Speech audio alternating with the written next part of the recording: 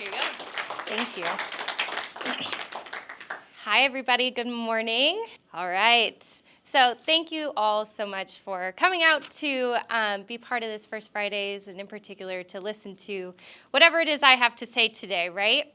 So thank you so much, and a big Happy New Year to everybody. Who can believe that we're already in 2024?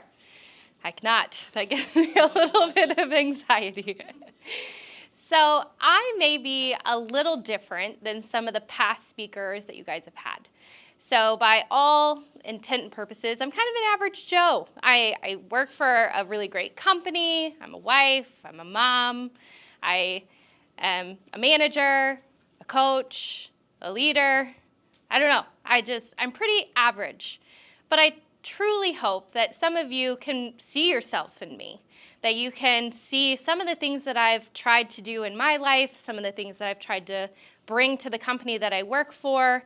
Maybe you can see somebody that you love in my story today and try to be inspired a little bit to do something, to make a change, to implement something new in your own life. So that is my hope for the takeaway for today. So who the heck am I? Kelly Rentschler. I am a Fort Wayne native, so born and raised here. As I lovingly shared earlier, I tried to get away, but Fort Wayne boomeranged me right back. So I think the key to true Fort Wayne appreciation is if you ever do leave, you really appreciate everything that you have here. So great commute times, family if you're from here, so many good restaurants, I have to say. So here's a little bit about me. So I am from here. I went to Northrop High School. It's a very Fort Wayne thing to share, where you go to high school. I got my undergraduate degree from IU. I did my master's program at Ball State. Fun fact, I never actually finished my master's degree. So I walked and everything, and up until 2023, I finally finished my master's thesis. Almost 8 years later, and finally I finished my master's degree. So thank you. Long time coming, I know. I'm married, so this is my husband, Jake. We have been married 7 years. Fun fact, we have known each other since we were in preschool. So 4 years old was when we met. No, we did not like each other. We did not get along. But God is funny and had bigger plans. So later in life, we reconnected, and the rest is history. We also have 2 beautiful kids. This is Willow. She's my 4.5-year-old. And Dallas, he's a 1.5 years. And they drive me crazy, and I wouldn't have it any other way. The other part of my family that I really want to highlight today, and for the purposes of our discussion, are my parents. So in the middle are my parents, Randy and Nan Castle. They have been married 45 years this year. And then my in-laws, who I lovingly, they are my parents. My father-in-law, Phil, my mother-in-law, Barb, who have also been married 40 years this year.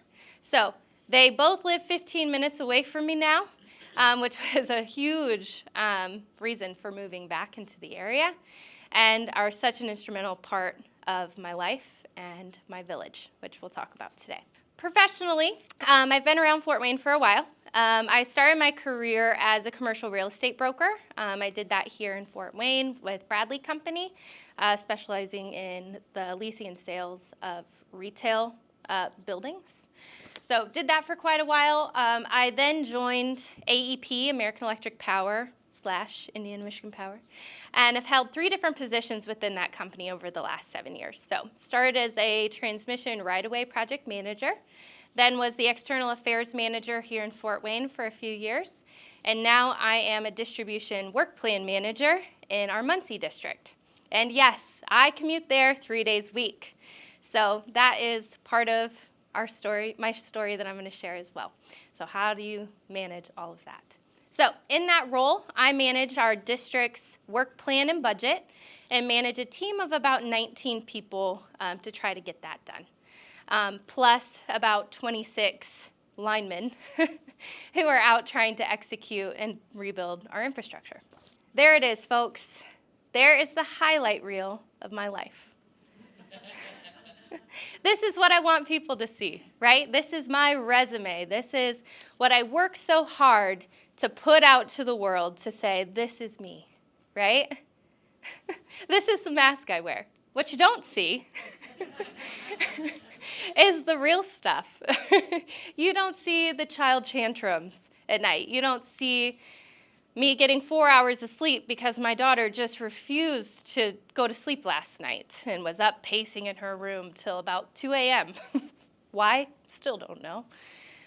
You don't see the postpartum depression. I'm going to talk about that a little bit today. Becoming a mom was hard. Something not a lot of people talk about. Not something you want to really put out to the world, right? That's not cool to post on LinkedIn. Hey guys, really struggling with postpartum depression, like send me a note. No one's gonna do that. You don't see just the stress, overwhelm, and anxiety that really comes with trying to keep everything rolling, trying to be the mom that you want to be, try to be the employee or employer that you want to be, try to be professionally driven, etc. It gets overwhelming. You don't see the relationship struggles along the way as my husband and I are trying to navigate whatever this new chapter is that we are in. Who's doing what when? Wait, I thought we were doing this for my career. No, we're doing it for your career. Just conflict. And you don't see just the tired mom navigating through the day. Nobody puts that on social media, you know? And I was trying to go back through my photos because I wanted to put like real pictures of me on this slide. And I realized like I delete those pictures. As soon as I take them, I'm like, nope. Because that's not how I want to try to remember my life and my time. So when I was embarking on whatever my life I thought was going to look like, right? Who here has heard this phrase, work-life balance? Show of hands. Who's heard it? Who believes that that's real? No, work-life balance is not real. I like to refer to it more as like a work-life chaos and that I'm navigating. And I truly think when people share like, oh, you got to have work-life balance, it makes you feel like you're failing all the time because there is no such thing as balance. So when I was looking at my life, right, and before I had kids, I was like, this is what I want, right? I was prepared for this. This is what I've got. I have a lot of things going on at the same time, and it's just a chaotic time. I knew that if I really wanted to survive, or better, thrive in this life that I've made, this life that I've created, that I really had to shift my thinking on some things. So I want to bring up this quote. So this is by Nora Roberts. She's a romance novelist. I don't know if some of you have read anything of hers. Yeah? The key to juggling responsibilities is knowing that some of the balls are made of plastic and some are made of glass.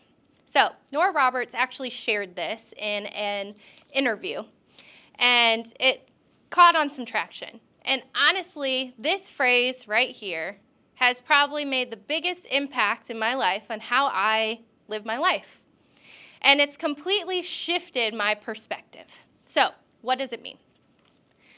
Some balls are made of plastic, some are made of glass. So as you're going through your life, your day, your week, whatever it may be, you look at everything on your to-do list, on your plate, as a glass or plastic ball. And as you're juggling through all these different tasks, your main focus needs to be on those glass balls. Those are the ones that if you drop them, they break. That could be a promise that you made to your kid that I am going to be at your game tonight. I promise you I'll be there. If you drop that glass ball, that breaks. You can't pick that back up. A plastic ball may be that Pinterest lunch box that you saw that I am going to pack my kid these shaped sandwiches with the little pick in it. That's a plastic ball. If at the end of the day you are so tired, you're like, yeah, they're getting a pantry lunch where you're just going to throw a cheese stick and meat stick in there, that's fine. That's okay. That is a plastic ball. If you drop that, it bounces. You can pick that ball back up, throw it in the air, and keep moving. And this has truly changed how I look at trying to manage my days, how I try to manage my life, trying to identify what are truly those glass balls that deserve my focus. And that could be work too, obviously, not just at home. That deadline meeting, you have to make that. That is a glass ball. You drop that, it's reprimand, right? Whatever that may look like. But a plastic ball, maybe I didn't respond to every single email in my inbox today. That's a plastic ball most of the time, right? So knowing what those are in your life as you're trying to navigate has truly made a huge difference. So as I was trying to navigate this, trying to make my life really look how I wanted it to look, right? I was not without help. And that's really why I wanted to highlight my parents, my in-laws in this too. So I have an incredible support system. I have my husband, Jake, who truly is my partner in life. He encourages me. He pushes me to try new things, to go get it. We're never in competition, and it's amazing. I'm so blessed. I have my parents who step in to help us out. Just this week, I thought I had a plan for Christmas break for my kids. That plan is completely gone. So we had it split between my parents and my in-laws, and I get a call Tuesday morning that my father-in-law has COVID. So I'm like, okay, well, you guys can't watch our kid. So, which is fine. So my parents step up to help. Then I get a call from our sitter. Hey, my mom was in an accident. I have to close daycare immediately as my husband is on the way to take our son there. And it's, okay, we got to pivot. We got to adjust. So having parents and family to lean on has been incredible. There's 3 things that I truly hope that everyone understands.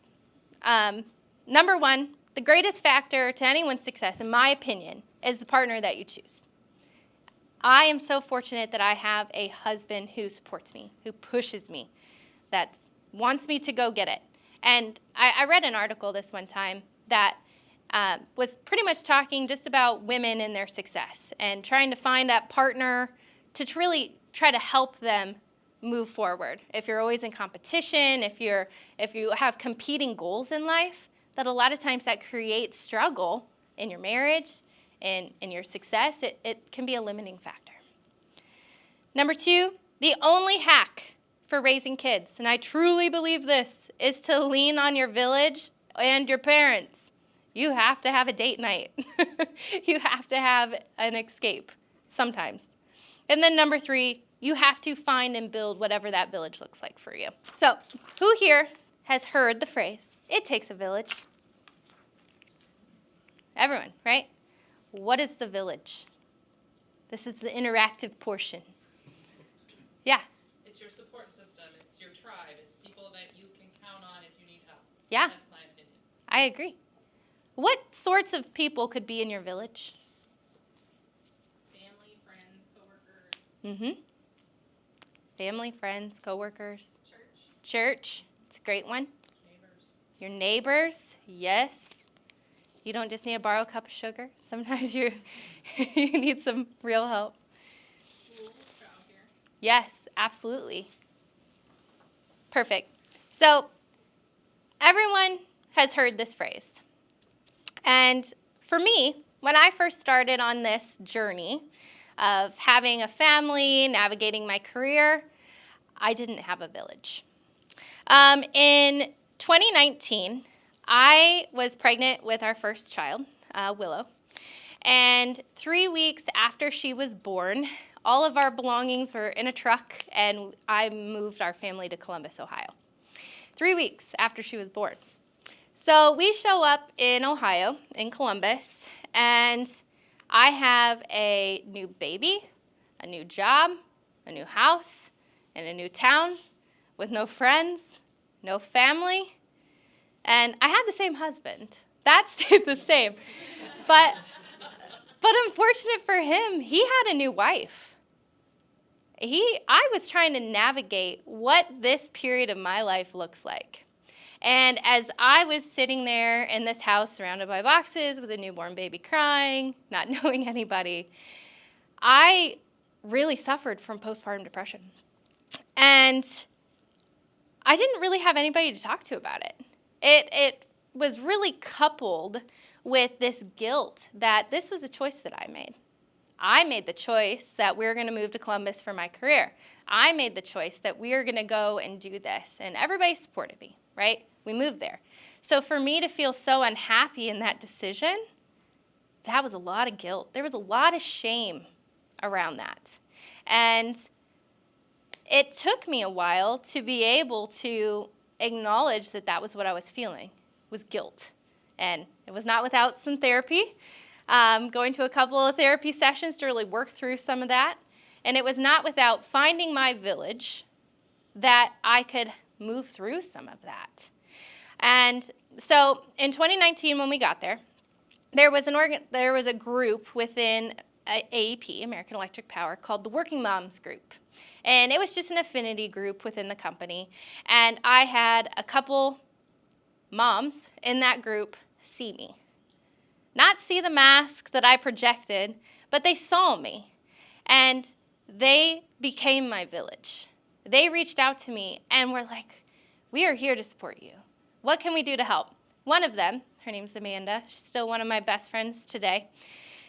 It was probably like my third, fourth week back to work after my maternity leave, and I was struggling, really, really struggling.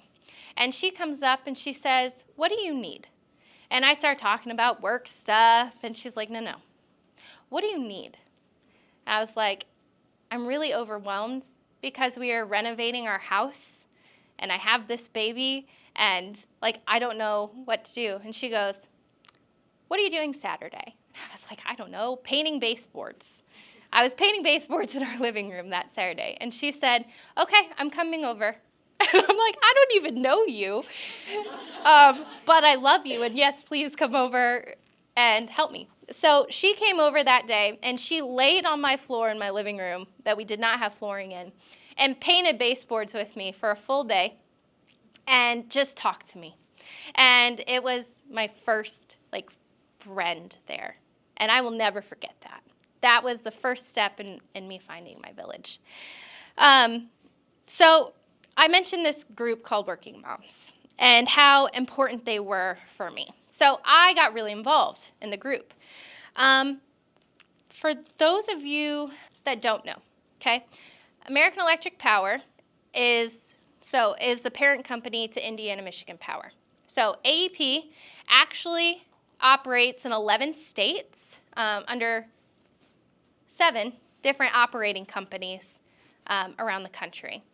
So with that, we have approximately 17,000 employees, which covers about 200,000 square miles of service territory.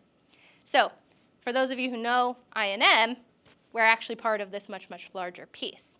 So when I was living in Ohio, working for AEP and involved in this Working Moms group, it changed my life, truly. It was the support system I needed in the time that I needed it. But it was only in Central Ohio.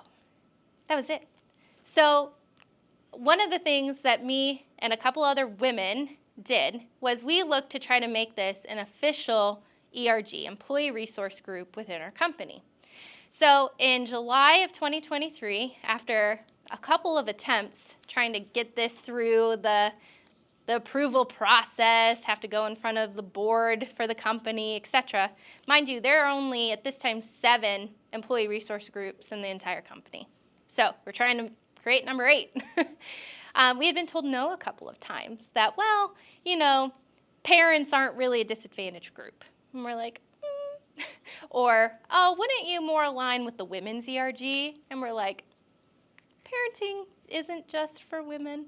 So after a few attempts, after a few deep conversations, in July of 23, we became an official employee resource group within AEP. So now we are able to broaden our impact, broaden our reach, and truly be able to affect all 17,000 employees that we have with the support, the education, the resources that they need. So this group, Empowered Parents and Caregivers, has the mission of truly focusing on support, encouragement, and uplifting the families across all of AEP by helping those who are balancing their careers while caring for dependents or elders through resource advocacy, education, and community. We extended this to caregivers as well. We truly saw this need to not just look at parents and what that means, but this caregiving. Who here has heard of the sandwich generation? For those of you who may not have heard that term, it's where you are caring down to your children and up to your parents or other elders in your family. You're stuck in this sandwich of caregiving. And we saw a huge need for that we had employees trying to navigate both ends of this caregiving spectrum and needed help. Obviously, maternity leave is a very common thing, right? The moms need that time off, bond with the baby, try to get themselves back together. What about dads? What about leave for other caregiving responsibilities that you had in your life? We had a huge uptick in the last couple of years, particularly during COVID within our company, where we had grandparents now having to care for their grandchildren. So we have 50, 60-year-old individuals trying to navigate a child care system or trying to navigate any sort of leave and insurance pieces, and how do I become a legal guardian, and how do I set up my estate to be able to care for them, and how do I navigate this? So this group was truly able to step in and expand how we could help support our employees through that. So we've done a couple of things that I wanted to highlight. So one is parental advocacy. I know one of the things that we did was we increased lactation lounges or nursing rooms within our buildings. So American Electric Power, being a very lineman-driven company, not many of our buildings have space for a nursing mom's room. So one of the things that we did was we expanded this in the locations that we had. We also worked with our architectural team to build lactation rooms as an architectural standard in any new building going forward. It wasn't there. They didn't have that. So for me, when I was going through that, I got the broom closet off of the elevator shaft. Cozy and cold. So trying to just improve some of those conditions. We also have we have 3 different designations of employees. We have in-office or on-site, we have hybrid, and then we have field. We have field-based employees who have to go to these stations in the middle of nowhere, and there are station engineers or our PNC engineering, and they have to go into the field to do this work. Where are they nursing? How are they taking care of this? So another thing that we are working on, we're still in the process, we have a couple, is doing mobile lactation kits. So there are kits that we can supply to our employees that have window shades, a cooler that plugs in, a DC converter in their vehicle to be able to store their milk, just simple things like that to be able to support returning employees through this. Another thing that we are working on is working with our FR gear manufacturer. Is everyone familiar with FR? Probably not. Flame resistant. So anytime we go into a station, anytime that we go and have to work on energized equipment, we have to wear FR gear. There is no maternity wear in FR gear. They would give you a 3XL, and it's really baggy, and honestly creates a little more of a safety concern when you're working on things than non-FR gear. So one of the things that we're doing is working with Tinsdale, which is an FR manufacturer, to create a line of maternity wear for FR gear. So small things like that. We also created expectant mother parking spaces at all of our headquarter buildings. So sometimes we have these very detached parking facilities. Sometimes we have just these baseball fields almost of parking. So creating expectant mother parking closer to the building in some of these situations has truly helped. We also worked on an expanded maternal and parental leave policy. So really trying to advocate for the leave that we need. So within our company, prior to 2023, our maternity leave was our sick leave policy. So if I were to have a child, I could get 6 weeks off, and then I could not be sick for a year. No one in our house could be sick for a year. And dads at that time got 2 weeks to be able to be home with a child.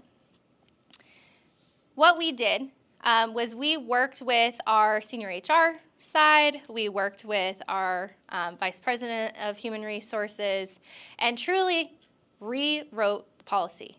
So we got to sit at the table to truly talk about what do people need? How do we rework this? So I'm very happy to say that we were able to remove the maternity leave policy fully from our sick leave policy. It's independent of that.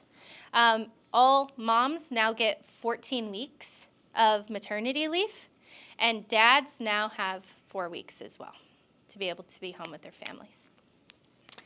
Knowledge sharing. We do several different lunch and learns, guest speakers every year that we bring in. We've done guest speakers anything from how to keep your kids safe online. We had one of the cybersecurity task force detectives in Ohio come and do a lunch and learn for us, which was terrifying. We've had benefits discussions with HR. We talked to them a lot, being able to kind of share resources that others may not be aware of.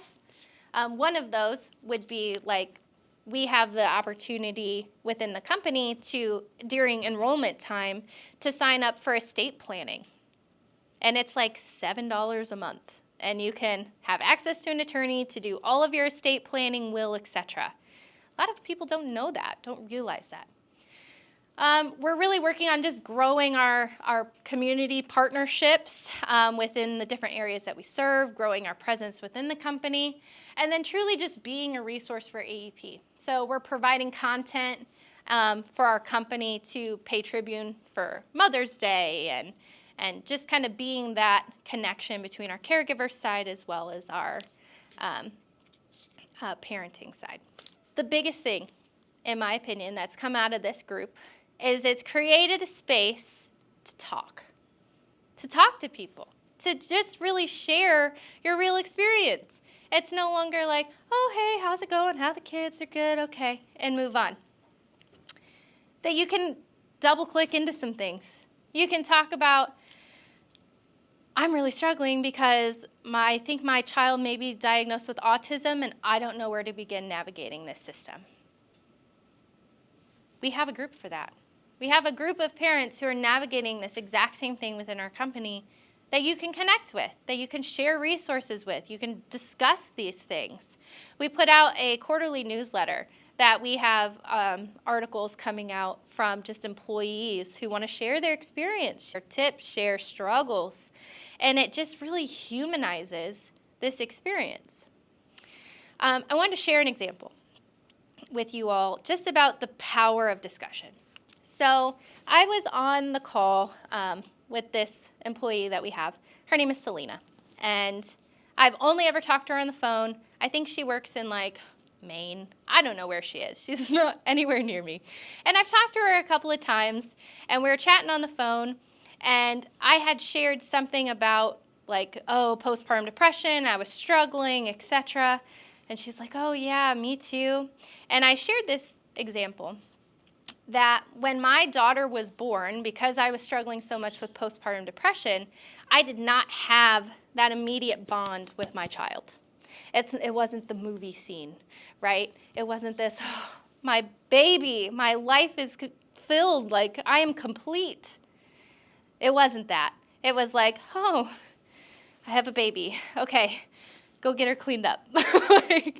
And I had a lot of guilt around that. And I was so thankful that I had a friend share with me her experience that, you know, when my child was born, I didn't have that immediate attachment. But as my child grew and I could interact with them more, my bond with them really grew together. And I was just kind of sharing this with her, and she goes, and I kind of hear her, and she's crying. And I'm like, Selena, are you there? And she was crying, and she's like, I have always thought there was something wrong with me. And I have never heard anyone about that before. And I was kind of heartbroken. I was like, oh my gosh, like, well, how old is your baby? She said, 36. And it just kind of hit me that she had been carrying that guilt for 36 years and had never talked to anyone about it. She had never shared that experience. She had felt like she was alone in that feeling for that long. And even though she's out of her parenting stage, like, she still carries that with her. So the power of the conversations that you can have by creating a space to be able to talk about it is incredible. So one of the things I want to talk to you guys a little bit today about was, how can we support our working parents and caregivers at work and at home? What are some things that maybe we can look at doing to support our employees or ourselves or our spouse trying to navigate this weird time of life? That's what I'm going to call it, weird time. So at work, one of the things that I institute within my team is we do no meetings before 8:30 or after 4. None. When you have parents trying to get the kids ready in the morning, trying to get everybody fed, you try to get them in the car, you're hoping you're running on schedule, you drop them off at school and you're rushing to the office and you sit down and it's, 2 till 8, right? If you have an 8 o'clock meeting, do you think that they're showing up their best to that meeting? No. They're frazzled. The first 10 minutes of the call is them trying to just get set up, get their notebook back out and switch gears from frantic parent to productive employee. Same thing at 4. If you have a call past 4 o'clock, and inevitably, how many calls go over? 90% of them? Everybody's running late to pick up. They're frantic. They're having to make adjusted arrangements. So just a simple institution, I'm not saying they leave or their start time is adjusted, no meetings at those times. Really create a better space for your employees to be able to show up for their best selves. Remote work flexibility. We saw this a lot through COVID. So when child cares were closed, when everybody had to go home, having that flexibility to better navigate and manage your life is huge for a working parent and caregiver. I had the opportunity to be on a caregiving panel towards the end of last year for this Women in Energy conference.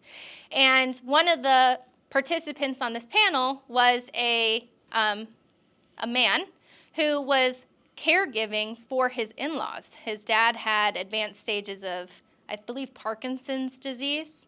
And his ability to remote work from their house to fill in the gap when the caregiver called off within like a 2-hour advance notice and is like, oh, can't help him today.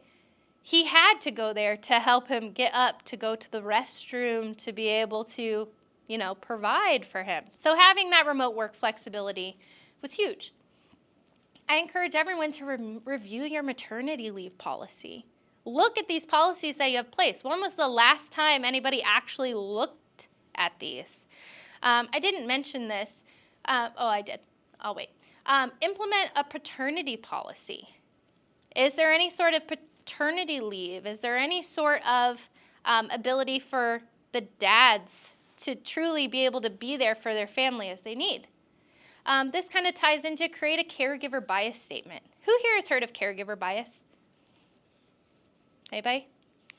So if Jane needs to go and pick their daughter up and take her to her orthodontist appointment, everyone's like, oh, okay, Jane, sounds good. See you later.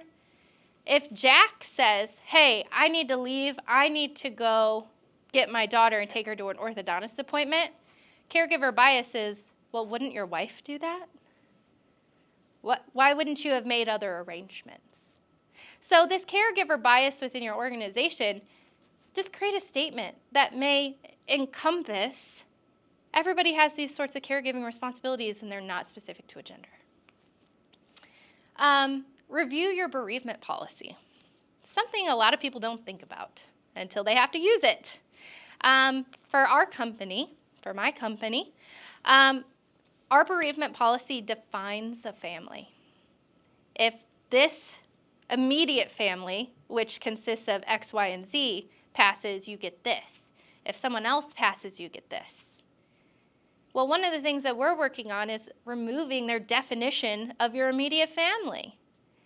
How many people have been raised by their grandparents? How many people have been raised by their aunt and uncle? Just review it. Is it sufficient? Is it giving enough leeway to look at different family structured situations? Create lactation rooms or accommodations for nursing moms. I know we talked about that. Designating expectant mother spaces, and offer mental health and legal resources. So I mentioned earlier that I had taken advantage of a resource that we had within the company when I was really struggling with my postpartum depression. That we had 3 free counseling sessions for any employee every year. So having that ability to be able to tap into that resource, and they already had a network of providers, and it wasn't starting blind, like who do I even call for this? Like, what do I have? I just moved here. I don't know anybody. I don't really want to say like, hey, I know I've never met you, but do you have a good therapist? How awkward. So having that resource available truly helped me navigate that point in life. So what about at home? Have discussions early about your career and life goals. In my marriage with my husband, very early on, I was very transparent with him about what I wanted in my life and my career. So we both were on the same page. We wanted kids. He knew that after we had kids, I didn't really have it in me to be a stay-at-home mom. And he had to be on the same page with how we saw our life together. So having those conversations early truly helped me feel supported, encouraged, and help us navigate this chapter. Discuss your schedule weekly. I know it'll change daily, but be on the same page with your employer, with your spouse, with your village who's helping you caregive and manage all of this. Discuss it weekly and make sure everybody's on the same page and have contingencies for that.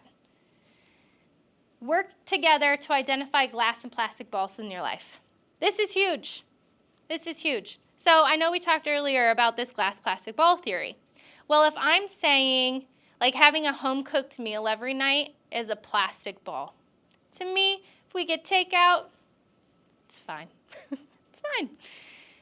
For my husband, what if that was a glass ball for him?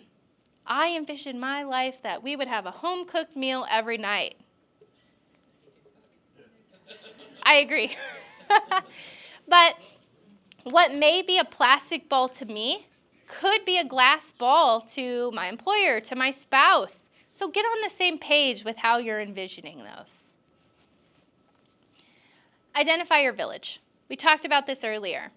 Who is your village? Is it your parents? Is it your child care provider? Is it your friends? So in participation for today, I did a run-through with a friend of mine in Michigan. At Fresh Eyes, I was like, hey, I want to do this presentation to you, and I want you to poke holes in it. I want you to ask me some questions. One of the questions she asked is, I know you talk a lot about your family, right, as being this big village for you, but what happens when you don't have a family nearby? And I was like, ooh, that is a good point. So I have a friend here in town, and she isn't from the area. She doesn't have family in town. And one of the things that she was able to do is, as she was kind of establishing herself here, she built a network of friends.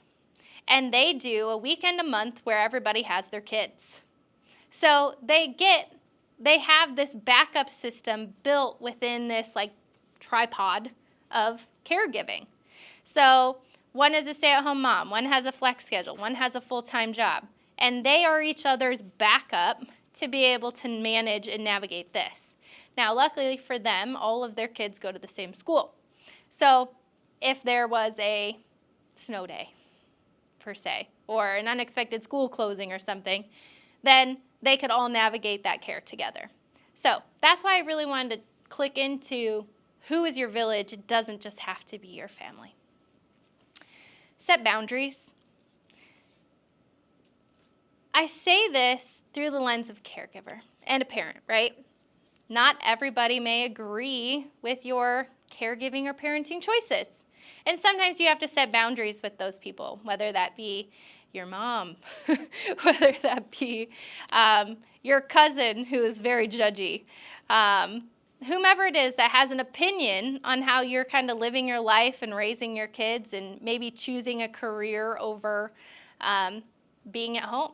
So I'm not going to say who it is, somebody in my life tell me one time, oh, your kid's probably not cuddly because you have someone else raise your child. Whoa. I was like, that was over the line. Set a boundary. They don't really interact with us anymore. That kind of opinion, that kind of view on things isn't really welcome here. So set boundaries in your life. Have elder care discussions early. I'm an only child. The care of my parents will fall to me. And that was a discussion that my husband and I had to have very early in our relationship. That, hey, the care for them is on me. And he said, no, it's on us, which was huge. But have those discussions very early on in your relationship of what's the plan to care for aging adults in your life. For us, our goal is to be able to move my parents in with us. Hopefully sooner than later. We want to be able to build a house, move them in, and be able to care for them in place. And that was something that we had to have a discussion on very early, because that's how I saw me being able to care for my family. And he had to be on board with that. Create a will. No one likes to think about that. No one wants to have this death plan. But it is so vitally important that you have plans for your family to take care of your kids, your estate, everything in advance of needing it. And then lastly, check in with each other. This is a full check and adjust sort of recommendation. One of my favorite sayings, something that I keep in the back of my mind, is you're always one decision away from a completely different life. I think about that a lot. I shared that with a friend one time, and she was like, that gives me too much anxiety to think about. And to me, it gives me a lot of freedom that I'm not stuck in a decision that I've made. I can change. I'm one decision away from adjusting and changing to where I want to be. So, regardless of where you are navigating these different phases of life, I just encourage you all to really just think about it. At home, at work, what do you want? Where do you want to be? It's 2024. Can you believe that? I can't. Can't believe it. So as you guys are all preparing for your 2024, who here has started I don't want to say resolutions because I don't really believe in them. Who here has started your 24 goal planning? Yeah. How many in your goal planning have included any sort of personal life goals? About as many. How many of you have factored in what could be ahead in caregiving and parenting? A couple. Less of you. So as you're creating your goals and what that may look like, there's 3 things I wanted to kind of leave you guys with. So stop waiting for the perfect time. There isn't one. There's never a perfect time to start something or to finish something. So like I shared with you guys earlier, I finally finished my master's thesis 8 years later in the midst of having a new job and a new baby. Why I thought that was a good time? It wasn't, but there's never a perfect one. If you keep waiting for it, it'll never show up. Continuous improvement is better than delayed perfection. I think about that one a lot, especially if you do make a goal or a New Year's resolution. Doing a little something every day is better than doing nothing at all. So I use the example of my husband. He wants to get back into the gym. But to him, getting back into the gym is going to do a 2-hour workout every day. I'm like, yeah, if that is your goal, you're never going to reach it. Maybe your goal is just, I'm going to wake up and go there 3 days a week. Can we start there? Start a little something. And then lastly, I think about this a lot, and it's a way for me to be able to give myself some grace as I'm navigating this, is doing your best looks different every day. So my 100% every day looks different. So if I recognize that, I can show up, give the 100% that I have, and not feel guilty that it wasn't the same as yesterday. So with that, I just want to thank you all so much for your time. Good luck. on your 24 plans and navigating this work-life chaos that may be in your own life. So, thank you. Kelly,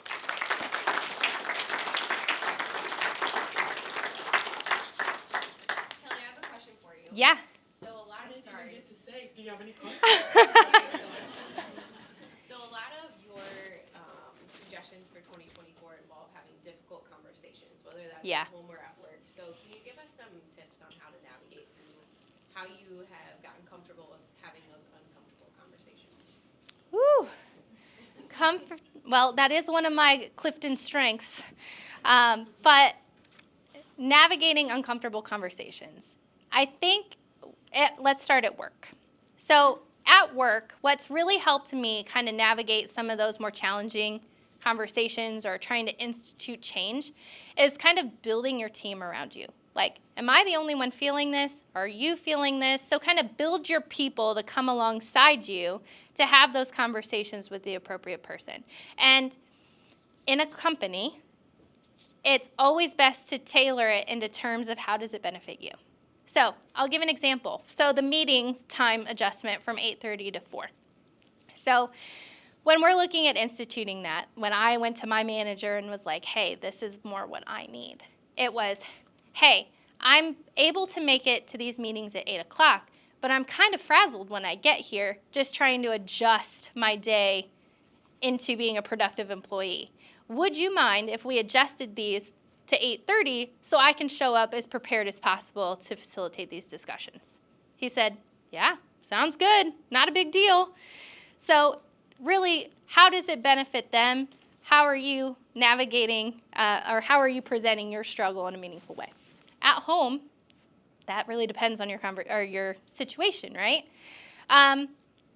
When I was talking more about setting boundaries, right, with other people, I shared my example of that family member who just kind of shared like, oh, your kids aren't cuddly because you let someone else raise your child. I didn't go to them and make this big scene like, I am setting a boundary with you. Like, that was inappropriate. It was a quiet boundary. It was, I'm just not letting you into my circle. And I explained that to my husband, and he said, yeah, I get it. And we've just kind of stepped them out of our life. It doesn't have to be this big production. It doesn't have to be this big confrontation. It's just a boundary. Or maybe you have somebody in your family that every time this topic gets brought up, it's a confrontation about something. Choosing not to engage is an easy way. Or just excusing yourself if that does come up when they try to provoke you. With your spouse, that can be a little more challenging, right? So early in my career, in 2019, when we moved to Columbus, we didn't have anybody. We had my child, or our daughter at the time. It was COVID. We kind of lived and died with our sitter. Well, our sitter at one point gave us notice, like, hey, I just can't do this anymore. I'm not going to take kids anymore. I'll give you a month to find something. I don't think I've ever fallen apart quite as much as I did then at that moment, being like, I don't know what to do. We're here by ourselves. We can't get them in anywhere. We can't get her into a facility. It's in the middle of COVID. And my husband and I had to have a really challenging conversation of whose career is primary. If one of us are going to quit our job, who would it be? That can be a really uncomfortable conversation. But it was an important one. It was the basis of whose career can we pick back up at a later point? Who can provide the most stable? So having those before you need it, I recommend, because that can be a very emotionally fueled conversation if you wait.